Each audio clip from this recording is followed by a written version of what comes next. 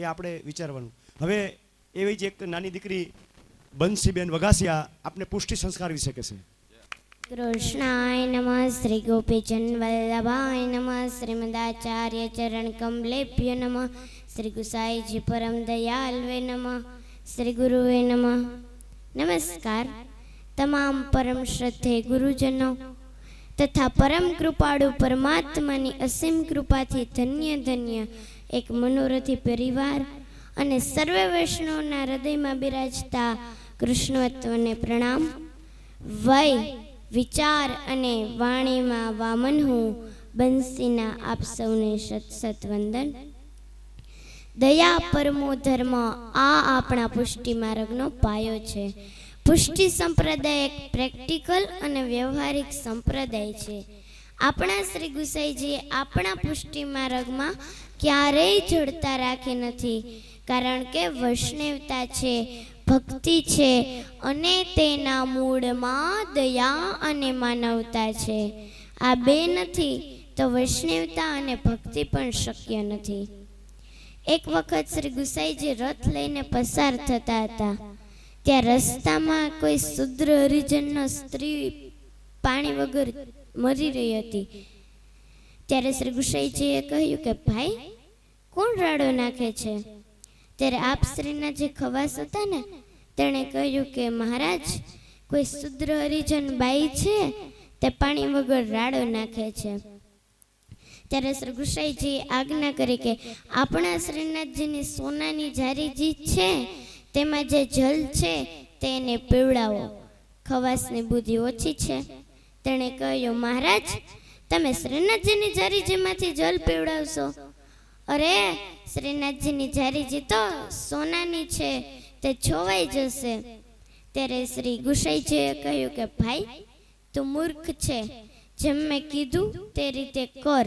શ્રીનાથજીની જારીજી ભલે સોનાની હોય કે હિરલાની હોય, તે બીજી બની જશે, પરંતુ તેનો જીવ થોડો પાછો આવવાનો છે. આ આપણા પુષ્ટિ માર્ગનો પાયો છે. શ્રી ગુસાઈજીના વિચાર દયા પરમો ધર્મ. જ્યારે કોઈ વ્યક્તિ મરતો હોય ને, ત્યારે છૂવા અછૂત ન કરવું જોઈએ. આ શ્રી ગુસાઈજીએ 500 વર્ષ પહેલા બતાવ્યું હતું. આપણા ભગવાનમાં તો ક્યાંય સંકુચિતતા નથી, અને સંકુચિતતા છે તો આપણી પરંપરામાં, આપણા સિદ્ધાંતોમાં અને આપણી જડતામાં રહેલી છે. પરંતુ આપણા શ્રીનાથજી બાવામાં કોઈ પણ પ્રકારની જડતા નથી. આપણા પુષ્ટિ માર્ગને અતિશય જડતાવાળો બનાવવામાં આવેલો છે. આપણે સિદ્ધાંતોની સૂક્ષ્મતાને સમજ્યો નથી અને તેની જડતાને સમજ્યો છે.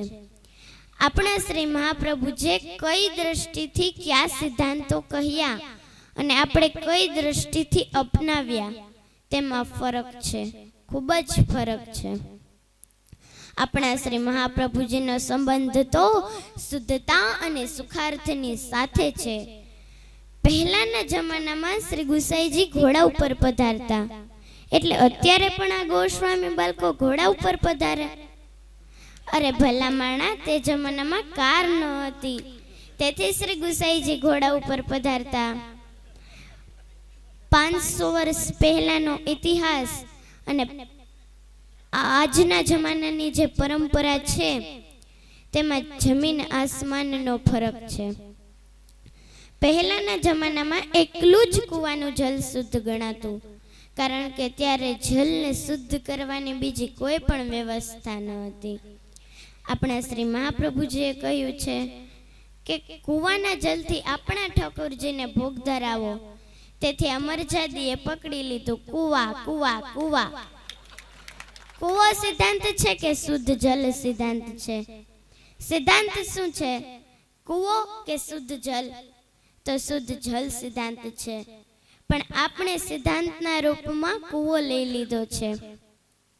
આજના જમાનામાં જે શહેરોમાં વ્યવસ્થા છે તે યોગ્ય છે, પરંતુ જે લોકો ફ્લેટમાં રહે છે તે ક્યાં કૂવો શોધવા જાય? શક્ય જ નથી ને. પરંતુ ઠાકોરજીને શુદ્ધ જલથી ભોગ ધરાવો. કૂવો સિદ્ધાંત નથી, શુદ્ધતા સિદ્ધાંત છે. એકવાર એવું થયું કે એક સંત પ્રવચન કરવા આવે. જ્યારે તે પ્રવચન કરે ત્યારે એક બિલાડી આ બાજુથી પેલી બાજુ બધી બાજુ ફર્યા કરે. સંતને પ્રવચન કરવાની મજા નહોતી આવતી. તેથી સંતે કહ્યું કે આ બિલાડીને ઝાડ સાથે બાંધો, નહીં તો હું પ્રવચન નહીં કરું. એટલા માટે સંત જ્યારે જ્યારે પ્રવચન કરે ત્યારે બિલાડીને ઝાડ સાથે બાંધે. સંત દરરોજ પ્રવચન કરે, દરરોજ બિલાડીને બાંધે. આમ કરતા સમય જતા સંત પણ મરી ગયા અને બિલાડી પણ મરી ગઈ. અને ચોપડીમાં લખાયું કે ફલાણા ફલાણા સંત બિલાડી બાંધીને પ્રવચન કરતા. એટલે તેની પરંપરામાં બીજા સંત આવ્યા. તેણે તે ચોપડી ખોલીને જોયું અને કહ્યું, આપણી પરંપરા છે શિષ્યો, જ્યાં સુધી બિલાડી નહીં બાંધીએ ત્યાં સુધી પ્રવચન નહીં થાય. એટલે બિચારા શિષ્યો બીજી બિલાડી ગોતીને લાવ્યા અને ઝાડ સાથે બાંધી. પછી સંતે પ્રવચન કર્યું. અરે ભલા માણા, ત્યારે બિલાડી વિઘ્નરૂપ હતી એટલે બાંધતા, અને હવે બિલાડી જ નથી તો બાંધવાનો ક્યાં પ્રશ્ન રહ્યો. આપણો પુષ્ટિ માર્ગ તો સહજ પ્રિય છે. આપણા ભગવાનમાં ક્યાંય સંકુચિતતા નથી. આપણા શ્રી ગુસાઈજી તો સહજ પ્રિય છે. એકવાર ભગવાન તાજ બીબી સાથે ચોપાટ રમતા રમતા હારી ગયા. ત્યારે ભગવાને તાજ બીબીને કહ્યું કે માંગ, તારે શું જોઈએ છે? ત્યારે તાજ બીબીએ કહ્યું કે તમે મારા મુસલમાનના કપડાં પહેરો. ત્યારે ભગવાને કહ્યું કે માંગ્યું તોય આજ માંગ્યું, અને તે કઈ માંગવાનું કહેવાય? ઠીક છે તાજ બીબી, તારી યાદમાં હું મુસલમાનના કપડાં પહેરીશ. તમે નહીં માનો કે શ્રીનાથજી બાબાએ તાજની યાદમાં મુસલમાનના કપડાં પહેર્યા, અને આજે પણ આપણા શ્રીનાથજી બાબા તાજની યાદમાં મુસલમાનના કપડાં પહેરે છે, અને તેને કહે છે સુથન પટકા. આ સુથન પટકા તે મુગલ વસ્ત્ર છે, અને તે તાજ બીબીની ઈચ્છાથી ભગવાન ધારણ કરે છે. અરે આપણા શ્રીનાથજી બાવાની કૃપા તો જોવો. કોણ કહે છે કે આપણો પુષ્ટિ માર્ગ સંકુચિત છે? આપણા ભગવાન જો મુસલમાનના કપડાં પહેરે છે તો પુષ્ટિ સંપ્રદાય ક્યાંથી સંકુચિત થયો? આપણા ભગવાન તો બધા ઉપર કૃપા કરવા પધાર્યા છે. આજે પણ આપણા ભગવાન તાજની યાદમાં સુથન પટકા ધારણ કરે છે. આજે પણ ભગવાન તાજની યાદમાં કુલે જોડને ધારણ કરે છે, અને તે પણ મુગલ શૃંગાર હતો, અને કુલે જોડને ધારણ કરે છે જન્માષ્ટમીને દિવસે અને ઉત્સવોને દિવસે. તો આપણા ભગવાન તો સહજ પ્રીત ગોપાલ ગોવિંદ. આપણા ભગવાનમાં ક્યાંય સંકુચિતતા નથી. વહાલા વૈષ્ણવો, આપણા શ્રી મહાપ્રભુજીએ પુષ્ટિ પ્રવાહ મર્યાદા નામનો ગ્રંથ લખ્યો. પુષ્ટિજીઓ ભગવાનના શ્રીઅંગમાંથી નીકળ્યા, મર્યાદાજીઓ ભગવાનની વાણીમાંથી નીકળ્યા, અને પ્રવાહજીઓ ભગવાનના મનમાંથી નીકળ્યા. આ ત્રણેય જીવોના કેરેક્ટર્સ શું? જે પુષ્ટિ જીવ હશે તેને ભગવાન માટે પ્રેમ જન્મે છે? હા, જરૂર જન્મશે. જે મર્યાદા જીવ હશે તેનો ઇન્ટરેસ્ટ દાન પૂર્ણ કરવામાં અને યાત્રાઓ કરવામાં હોય છે. ત્રીજા ભગવાનના પ્રવાહ જેવો, તેને ભગવાન માટે કોઈ આદર સત્કાર હોતો નથી. તેમાંથી અમુક લોકો વૈજ્ઞાનિક અને સાયન્ટિસ્ટ બની જતા હોય છે. ભગવાન કહે છે આ દુનિયામાં બધા ભક્તિ કરશે તો હવાઈ જહાજ કોણ બનાવશે? કાર કોણ બનાવશે? રોકેટ કોણ બનાવશે? મોબાઈલ કોણ બનાવશે? બલ્બ કોણ બનાવશે?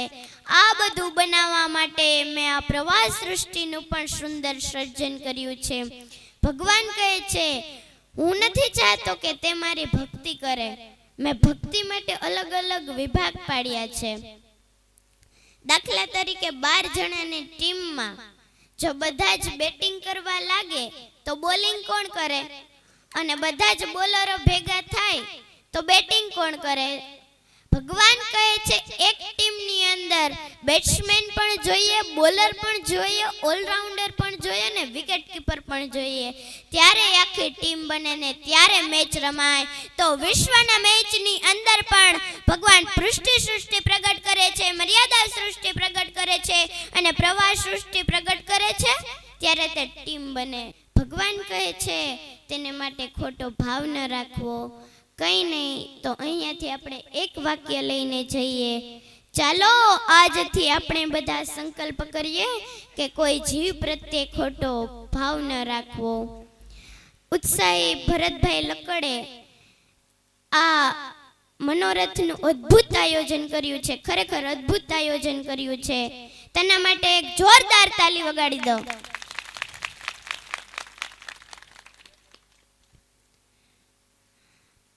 બોલી ઉઠો વૈષ્ણવો મારી સાથે, મારો છે શ્રીનાથજી, મારો છે શ્રીનાથજી, મારો છે શ્રીનાથજી. શ્રી વલ્લભા